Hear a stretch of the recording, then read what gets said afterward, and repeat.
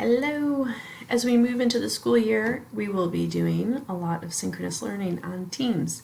And so I wanted to do a video to show you what some of the features of using the share screen button are that you can use in your teaching with your students. So let's take a look. We're going to hover over the middle here and you can see the share screen button is right here. It just says share. I'm going to click on it. When I do, there's a group of options that show up. One is to show your entire desktop to your students. Another is just to show the Teams window to your students. And then there's a few, anything else you have open on your desktop should show up down here in the list of things you can show.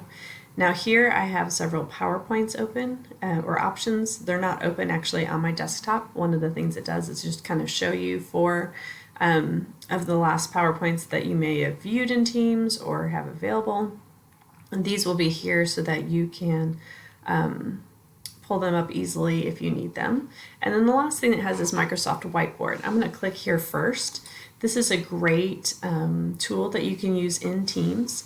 I'm not going to talk a lot about it in this video just because that's not the purpose of this video, but there is a whiteboard feature where you can show your students' work. You can have the students participate.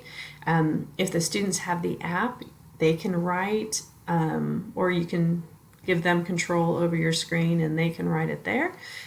This is just an example of something I drew up earlier to show what the students can do. You see right here, it just in Teams, it just has very basic functions, but in the app, it will have a lot more detailed functions you can use. So it's a fun tool, great tool that you can use with your students. When you're done using this tool, you can hover over the screen down here and you'll see a stop presenting button. You'll click stop presenting and it will take you back to your Teams window and you can choose a different function to share. So, or a different option to item to share. So here I have the share button again. I'm going to click on it again. And one of the things you can do is share video. Now you can click this button right here for sharing video to make sure that they can hear your audio on the video. So if I click here, include system audio, it will include the video that's playing, the audio from the video that's playing. There's a second place you can click on that and I'll show you that too in just a second. So let's just say I accidentally forget to click on that button. I'm going to go down here and here's my video. So I'm going to click on it.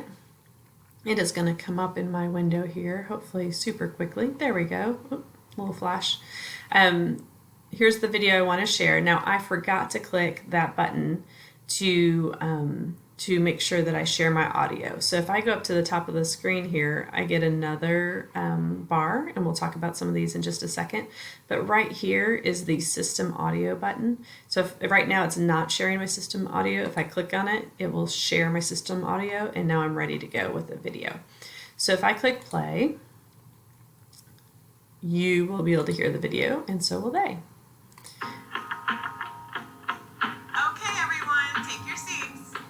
So that's as easy as that. I can also just move this over here and I can go to full screen if I want so that it fills the whole screen that they see as well. Now one thing I do want to tell you is that when you're sharing a video and they're looking at it from their devices, if there is small print on the screen that you're hoping they pick up on, it may be blurry to them just because you're showing them. It's like a video of a video, right? So these words will be fine, but some of the other, like if there's small print at the bottom or something like that, it may not show as clearly to them. So just a warning, don't assume that they've been able to see that, that print at the bottom of the screen or wherever it is, the print on the screen, if it's small. Okay, so when I'm done sharing my video, I'm going to go over here and click. You'll see there's an X by the screen sharing button now, so I have that. Now, this is kind of one of my favorite things. A lot of you use ActivInspire in your classrooms with your Promethean boards. You can also use that software here in Teams with the screen share feature. So if I click share, I can go down and click on ActivInspire because it's already open. And so when I do that, it's going to pop up here And I actually have a flip chart already made. I apologize for the flashing. It's just my screen recorder causing that issue. It should not happen in your Teams. It's just, again, because I have too many things going. So it's flashing right now, but let's say I made this flip chart and I want my students to be able to actually do the interaction. So I can go up to the top here and I can give control to one of my students. Now, I don't have anybody signed in with me, so when I click on that, nothing happens because you can't see a list of people. But whoever is signed into your meeting, you can give control to. So I could give control, and then they would be able to come down and actually do the interaction. Here I'm just having them match up the word with the shape. And then I can go back up here and it will say take back control, and I can click on that to get control back to my computer. Now, the other thing that I know a lot of you use Active Inspire for is just writing on other documents. Let me shrink this here for a minute. So if I have my documents that I'm using in my classroom, say for instance, I just pulled up this worksheet.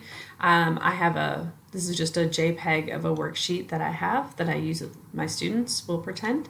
And I can write on this just like I would on my board back in the classroom. So here, let's see, the color I have most of is the Candy Hearts worksheet. I can use this to write on it. Also, you'll notice because this is a JPEG, it's a photo, there's an edit create button here. So I can actually click on that and click draw, and it will give me tools. So even if I didn't have Active Inspire, I could still do this on the worksheet. I guess there really are no red candy hearts, are there? Well, I'm writing red. We'll just pretend there's a new kind of candy heart. So that I can write right on the picture and to demonstrate for my students. Again, you can also give control to your students, and they can do it. They can use either the Active Inspire tools or even the tools here in the photo software to write on the worksheet. If you have a document camera or an Elmo, you can use that just like you would, and they'll be able to see that, and they can even interact with that. So those are great ways to still use those tools in your teaching when you are working with your students synchronously.